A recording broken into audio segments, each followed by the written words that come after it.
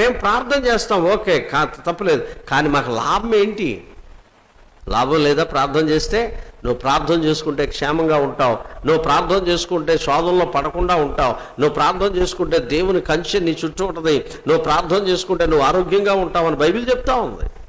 కాబట్టి ఇలా మాట్లాడుతున్నారు. కాబట్టి వారి 16వ వాక్యంలో ఏమన్నాడంటే వారి క్షేమము వారి చేతుల్లో లేదు. ఎవరి క్షేమం వారి చేతుల్లో లేదు. అంచేత మనుషులకి క్షేమం లేదు కాబట్టి, కాపుదల లేదు కాబట్టి, మనం ఉన్న ఈ ప్రాంతాల కోసం మనం ఏం చేయాలా?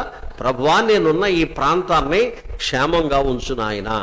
ఎందుకంటే కాకపోయినా కనీసం నా కోసమైనా నువ్వు ఈ ప్రాంతాన్ని క్షేమంగా ఉంచు నాయన. వాళ్ళ కోసం కాకపోయినా కనీసం నా కోసమైనా, నా కుటుంబం కోసమైనా, నా బిడ్డల కోసమైనా ఈ ప్రాంతాన్ని నువ్వు ఎలా ఉంచాలంటే